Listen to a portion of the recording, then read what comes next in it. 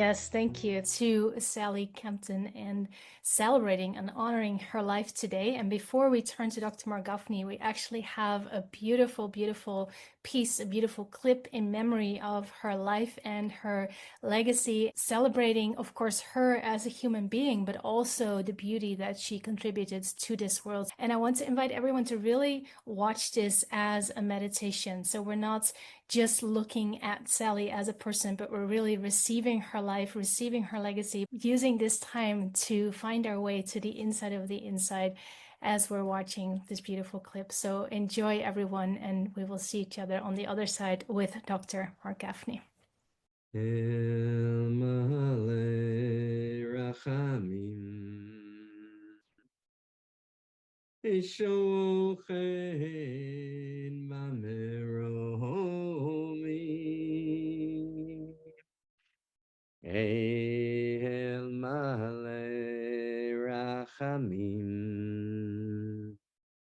Shochen Mameromi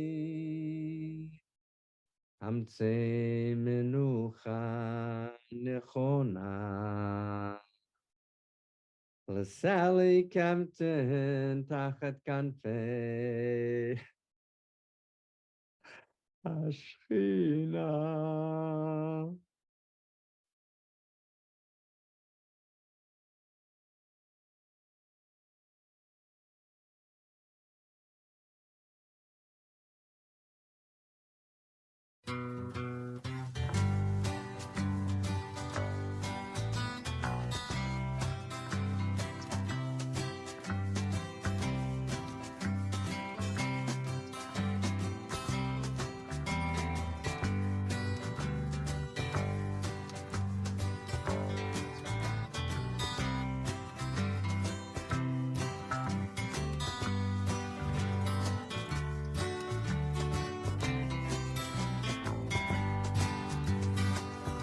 If my words did glow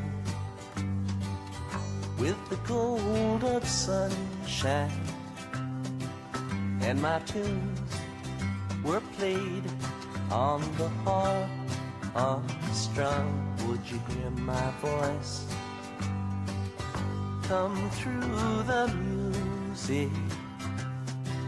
Would you hold it near as it were your own? It's a hand-me-down. The thoughts are broken.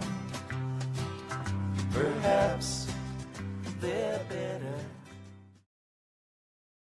I would like to introduce now two ladies who I'm sure, well, I know everyone is aware by this time that there are a lot of women in this country who feel that they're being pushed around, and they have become very vocal. They call themselves the Women's Liberation Movement, and we have two representatives from that movement here tonight. They're both writers.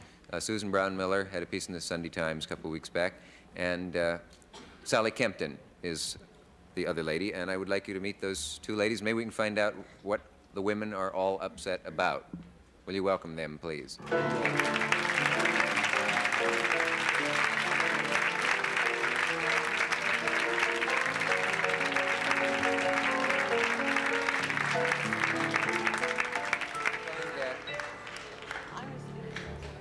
Are you Sally? Yes. Yes. Well, you've brought cigarettes. Could I not light it for you? No. Okay. Just a little joke, you see. Would you like to not light it for me? Is it true that you travel in pairs for some reason, or is this just a There is a political reason why we came tonight together. political reason? yes. Oh, well, you want to leap right into that? Sure. The women's liberation movement says sisterhood is powerful, and that means women together. Well, what is it you want done, if you could wave a magic wand now, that would release you from the yoke of this oppression that you all talk about? What would do it quickly? Is it a whole change of attitude in the Western world? Yeah. It's a change in education, really. Women are brought up in really hundreds of ways. I mean, from the time they're 2 and 3 years old, to be cute and coquettish and intellectually unserious, to seduce people instead of saying what they want. I think it would be, what we would really like is for there to be no necessity for seduction in the world at all. And particularly for there to be no necessity for women to seduce men to get what they want. in terms of degrading and wearing a bunny tail, the parallel that's usually made is, why don't you create a women's magazine with nude men? Because there's some kind of a notion that, taking the clothes off is a degrading concept. Hey, Helen Gurley Brown wants to put a man Yes, I know in she does, and I think she may Cosmopolitan. do What do it. you think of that and her? Well, that's another symptom of the same decadent problem, right? Is I she mean, just a yeah. female half? Well, I don't know. I'm sort of... No, she's she not. isn't. I mean, Helen Gurley Brown, at least, was the first person who ever said that it was okay for a woman to be single up into her 40s and 50s. One has to give her that. But she runs a magazine for women who want to know how to get men, just as Mr. Hefner runs a magazine for men who want to seduce women. And we don't think that's a proper, that's a sole relationship between men and women, or even certainly not the most important one. And maybe that's the reason that all these things about male impotence and stuff like that you and Dr. May were talking about earlier has been going on. Now, some of you are really against marriage completely. Yes. Yeah, I think most of us feel that the marriage laws are very discriminatory against women. Except in California with alimony, apparently. Well, Would you accept alimony if you were divorced? no. You wouldn't. But I would think that a woman who spent her whole life being a housewife and mother should. I think that in such cases, alimony is really the price that men pay for women's oppression. How do you explain the Margaret Chase Smiths and the Helen Gurley Browns and the Bess Meyersons and who have somehow fought through the system well, and gotten society there? always allows a few to get through. There are always loopholes. But you speak as if there were a conspiracy. They say, let's let these few through, and then these other women will get back in their place. I really do. But not a conscious one. You don't think that I go around consciously oppressing women, I don't know if you do. I don't think so, watching your show. I really wouldn't think. You seem to like intelligent women, and you never seem to be afraid to have strong women on your show. I mean, you've had marvelous intellectual discussions with Beverly Sills, Shirley Yeah, Chisholm. but that's because I'm right? weak and like to be dominated. You don't believe that.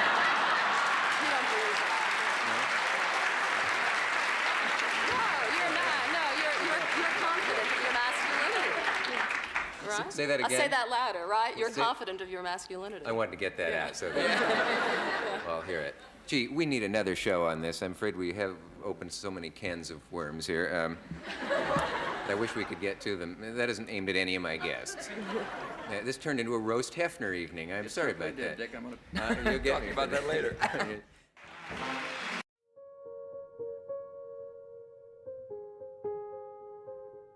My name is Sally Kempton. We're in my house in Carmel Valley, California. I came to the practice after having a kind of a radical awakening, which I've talked about before, but I'll tell you the full story. It was the early 1970s. I was in my 20s. I was sitting in my living room with my then boyfriend. We had just taken a psychedelic drug. I can't remember if it was acid or psilocybin, but one of those medicine plants. And we were listening to a record by the Grateful Dead. I was listening to the song "Ripple," which some of you may know. Ripple in still waters. The line that really activated me was, "If I knew the way, I would take you home." And as I was listening to those words, suddenly my awareness opened, and I recognized, I realized, I experienced that there was nothing but love, that all the complexities and the suffering and the pain and the mental stuff that I was concerned with as a downtown New York journalist just dissolved, and all I could see was love, and it was, as you can imagine, ecstatic. So I turned to my boyfriend and I said, "Oh my God, there's nothing but love." And he said, "Haven't you ever taken acid before?" So it was, I tell that story because he was somebody who'd taken acid a lot. I hadn't so much. But I knew that this was not about the drug. This was reality. And the next day, I was a writer. I was a journalist, and I had a fairly substantial contract to write a novel at the time. And I sat down at my typewriter, starting to work on my book, which was all about pain and relationships and all the difficulties between men and women. And I wrote, "What am I going to do? I was supposed to be a novelist of pain, and now I realize the truth is ecstasy." It glow with the gold of sun. shine, and my tunes were played on the harp unstrung. Would you hear my voice come through the music? Would you hold it near as it were your own? It's a hand-me-down. The thoughts are broken.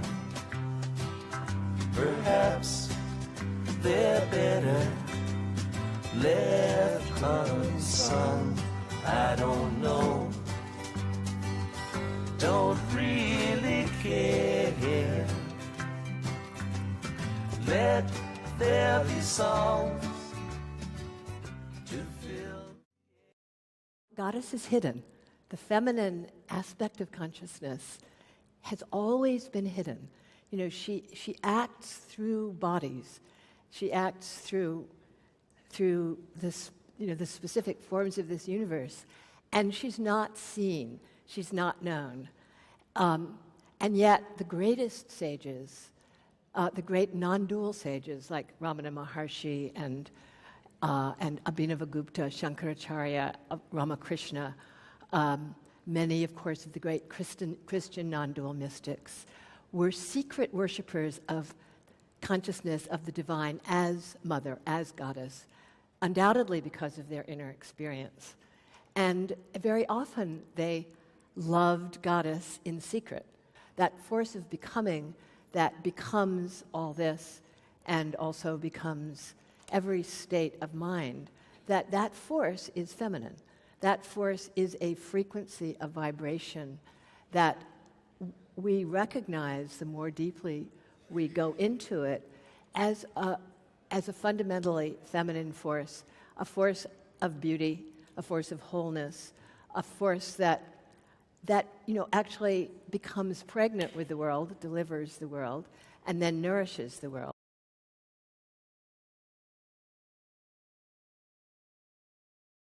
And my tunes were played on the harp unstrung. Would you hear my voice come through?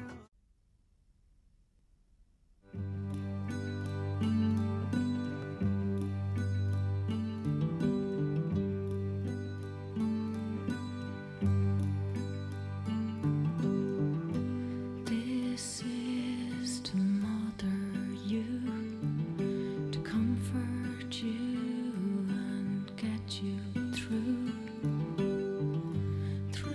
when your nights are lonely, through when your dreams are only blue.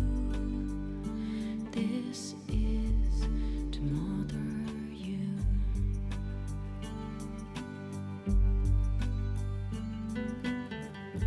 This is to be with you, to hold you and to kiss you too.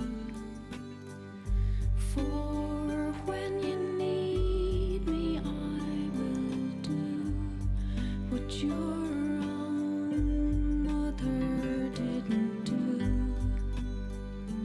which is to mother you.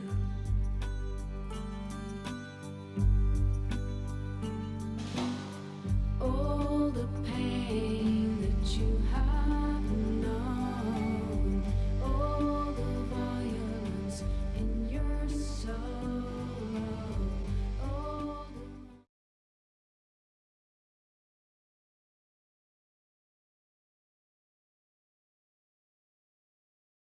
present in the form she wants to be present for you now. So as your awareness focuses on the breath, imagine yourself in a place where you feel safe,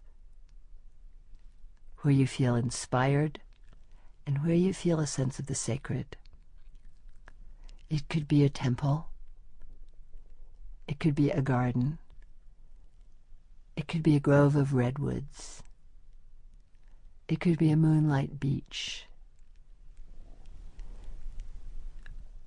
And sitting there, notice your surroundings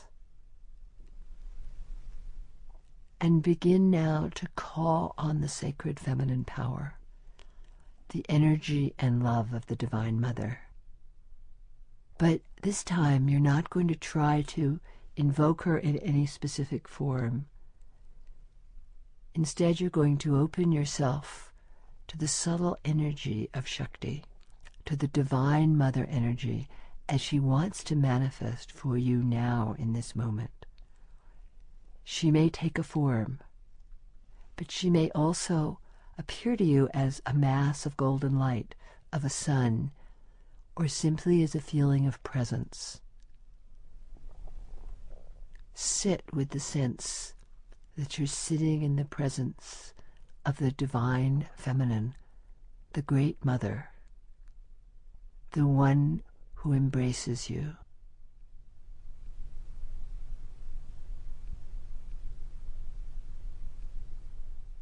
And as you become aware of the presence of this Divine Feminine energy,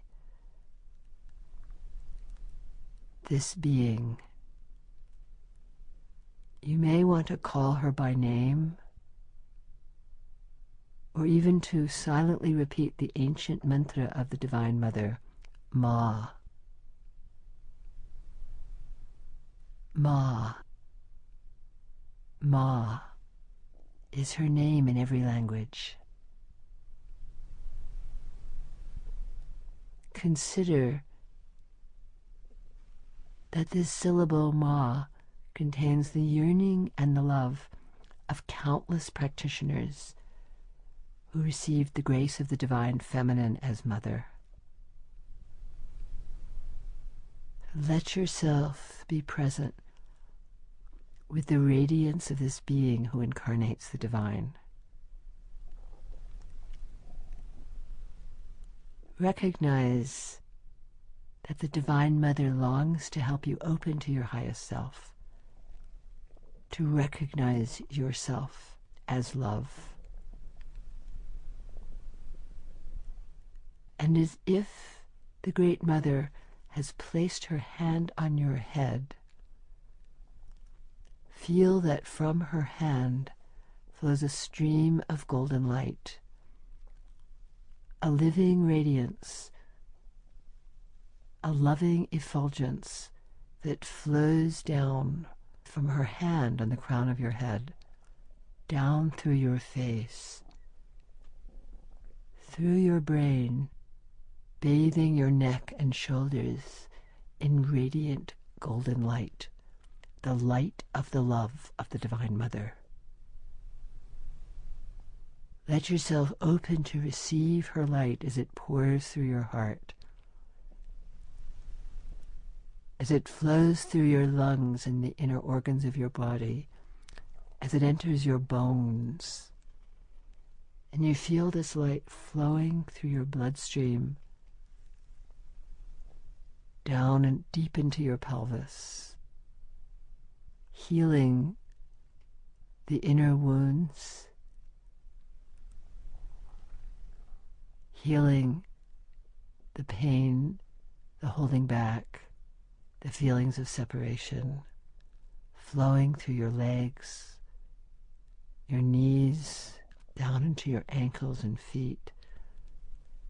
Sit in the presence of the Divine Mother, feeling her hand upon your head and the golden radiance of her loving presence flowing through your body as the breath moves by her grace.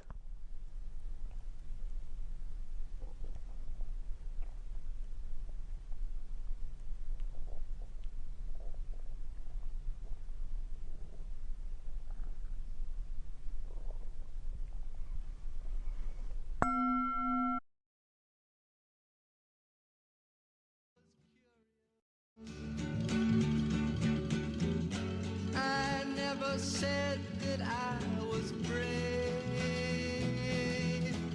Oh, so long, Marianne. It's time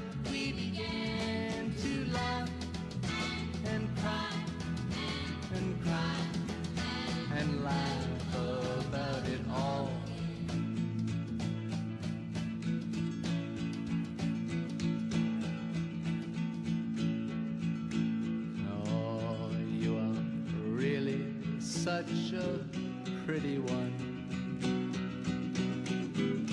I see you've gone and changed your name again. And just when I climb this whole mountainside to wash my eyelids in the rain, oh, so long, Madeline, and we began to laugh and cry and cry and laugh about it all.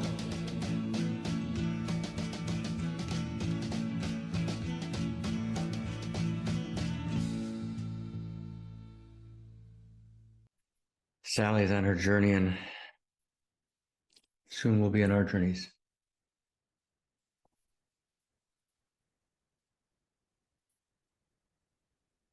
I feel the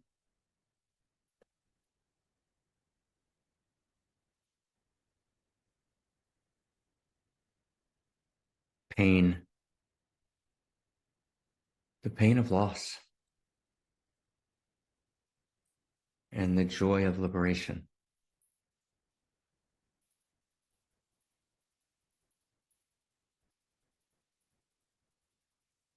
And so I want to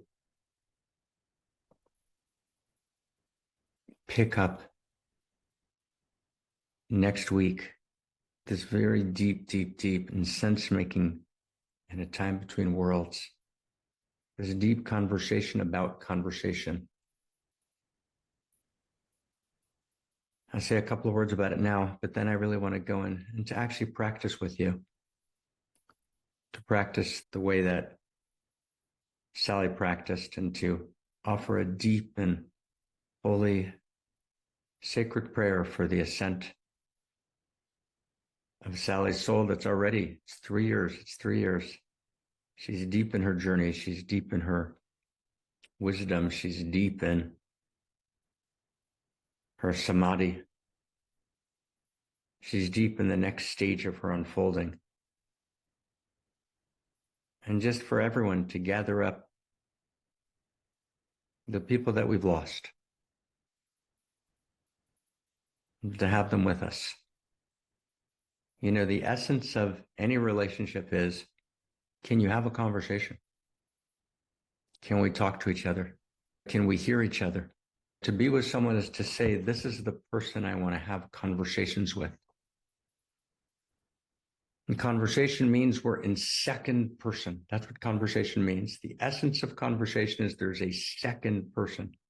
I can hear the other person. I don't get so lost in myself that I lose touch with the other person. That's what it meant for God to have a conversation. It means divinity didn't get so lost in divinity that divinity lost the capacity to have a conversation. Creation is God saying, I want to have a conversation. Manifest reality is God saying, I want to have a conversation. And God says, I'm not going to leave the conversation. I'm not going to step out. I'm going to stay in.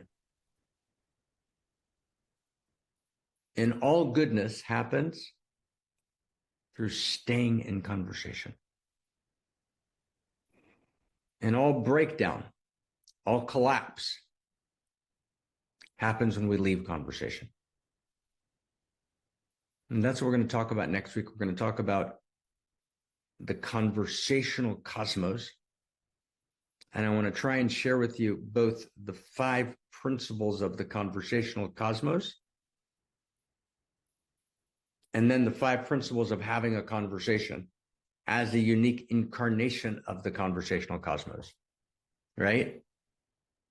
Right? We think that the conversations are the public ones, the conversations are the private ones.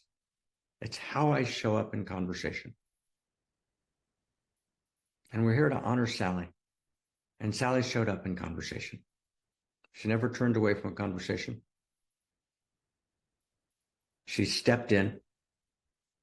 And the years of Sally being my Dharma sister were years of conversation, thousands of conversations. We disagreed about 1,000 things. We disagreed about interpretations of Kashmir Shaivism. We disagreed about, 1,000 things, but we were never stuck in our position. We were always exchanging. We were always willing to step out of first person into second person and to see what would emerge from the beauty, the delight, the wonder, the elixir, the beauty of conversation. And when we miss someone, we miss the conversation. But we miss most of all the staying, the depth of conversation is what we miss most of all.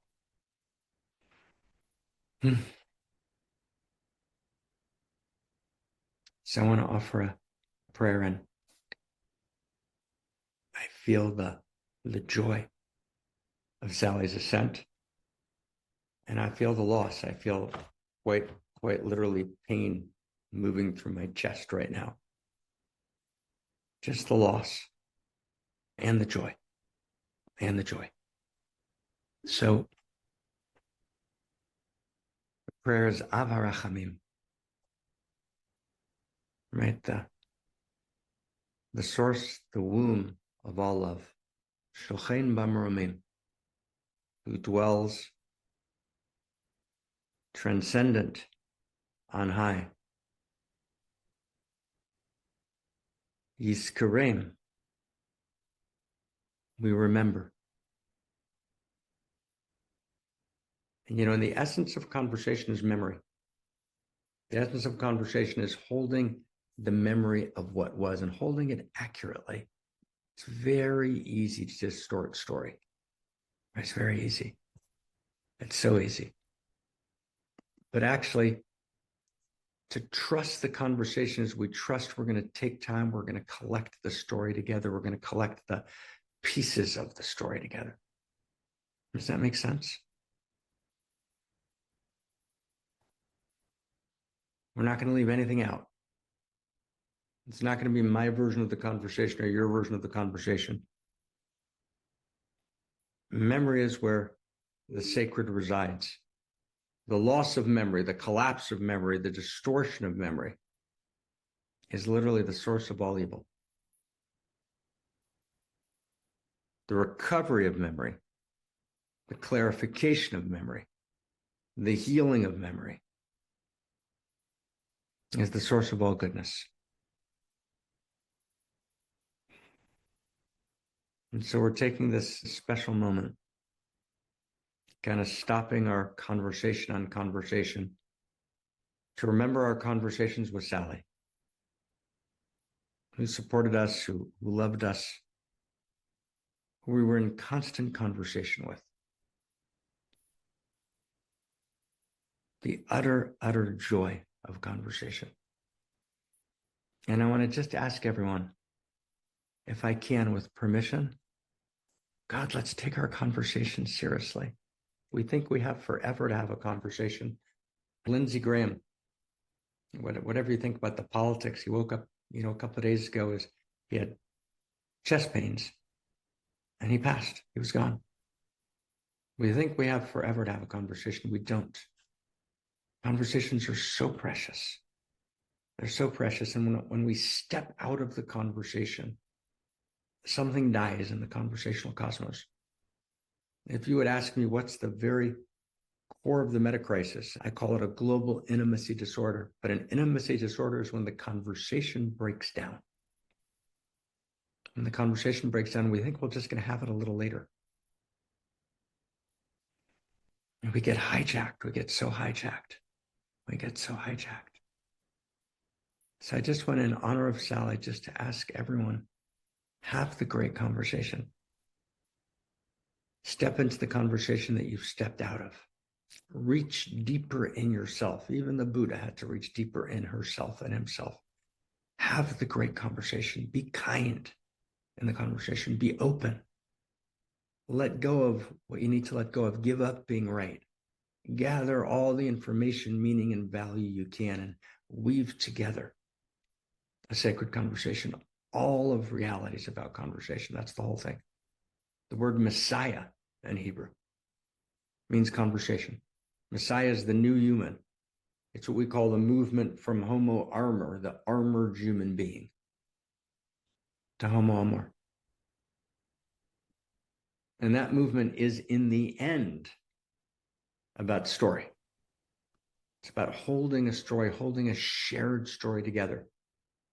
Not distorting the story, not hijacking the story, feeling all sides of the story, creating a hierarchy of distinctions. What's the best, deepest version of the story that emerges from between us in synergy? And being kind to each other. Kind.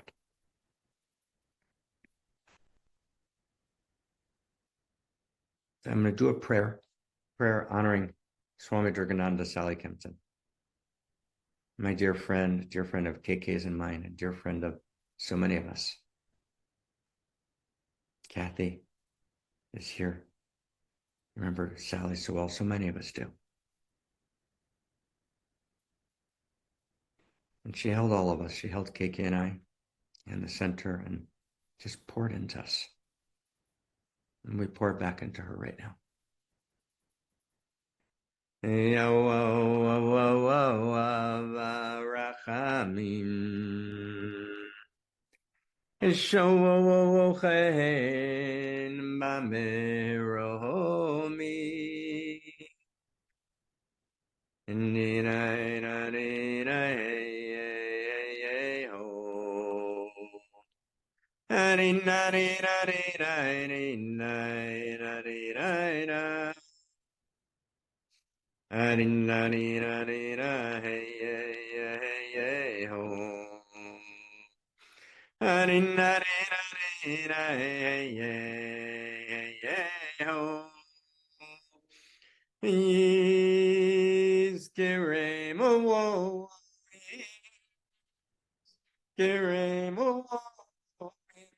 Shiar tzadikei olam. Hey, hey, yes, Kerem, hey, hey, yes, Kerem, oh, oh, Shiar tzadikei olam. Arin, hey, hey, hey, hey, ho.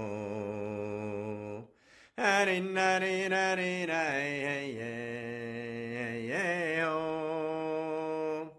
Arin, hey, hey, ho. Arin, hey, ho. Hey, Kerem, hey,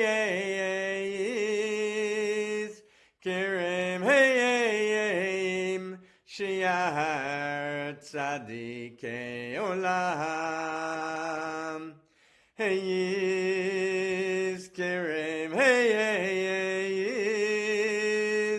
Kerem, hey, Shiar tzadikei olam. Yo, rachamim. Esho chen b'mehromim. Oh, yes, Kerem, hey, yes, Kerem, hey, Shiar tzadikei olam.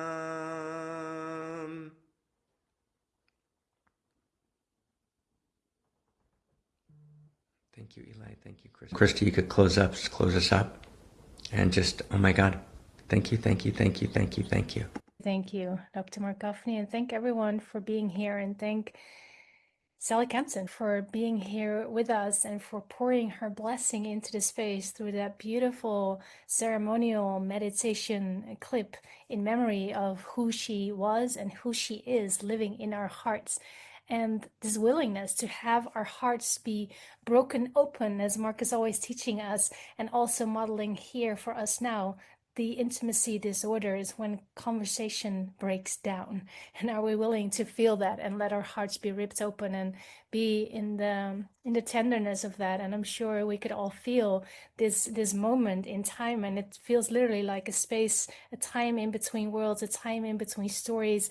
We're moving into this next phase here from one mountain, many paths into sense making in a time between worlds, and feeling that space in between and feeling Sally Kempton with us. And I just want to really be so grateful for everyone for pouring in your blessing and your hearts and your tears and feeling this special moment together as what we're calling Chavaya Kadisha, like this band of outrageous lovers. Like, are we willing and able? And yes, we are, to hold each other in the breakdown and in the tears and in the trembling and in the fierceness in all of that. And so just appreciating everyone for being here. I know that a lot of us are here for many, many, many weeks together. Some of us here since the beginning. So we're right now in week 509.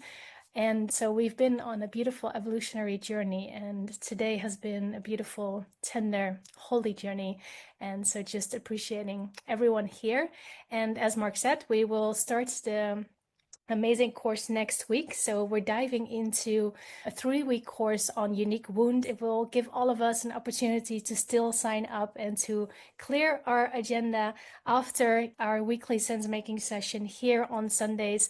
We're going for a deep dive, and we're going for a deep dive into the topic of unique wound. So really clarifying, what is my unique wound? And this has everything to do with the emergence of my unique self, obviously. So what is my power and my potency in the world? And if we're willing to dive into our unique wound, we're also able to discover our unique potency and our unique gifts in the world. So that's a beautiful 3-week journey with Dr. Marc Gafni in collaboration with the amazing Andrew Sweeney over at Parallax, and of course with Claire Molinar and David Cicerci from the Unique Self Institute. So make sure that you sign up. If you sign up, you will become a member of Who We Must Become. And for those of you who don't know that yet, you'll get access to an amazing online community where you have the whole library of previous courses. All the mystery school recordings are on there, so that's weeks and weeks, hours and hours of recordings and teachings that you can do on your own. But also we have an amazing program. So every week we're walking through a journey together from Homo Armor to Homo Amor. So every Monday we have an amazing class with Dr. Christina Kincaid,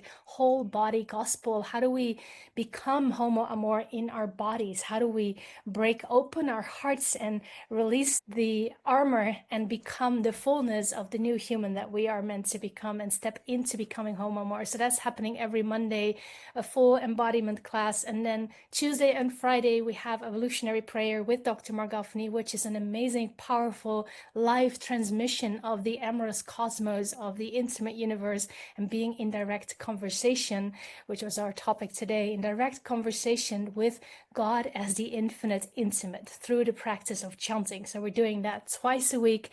And then we have our book study club happening every Thursday, reading the core book. Right now we're reading First Principles and First Values together, slowly going through and also having conversations about it and being in discussion and meeting each other in these beautiful teachings. So a lot of opportunity. And like I said, adding to that in the membership is now this 3-week unique wound course that is starting next week. So I can't wait to meet you inside. Sign up to become a member of Who We Must Become, so we can actually step in and become the new human and the new humanity together.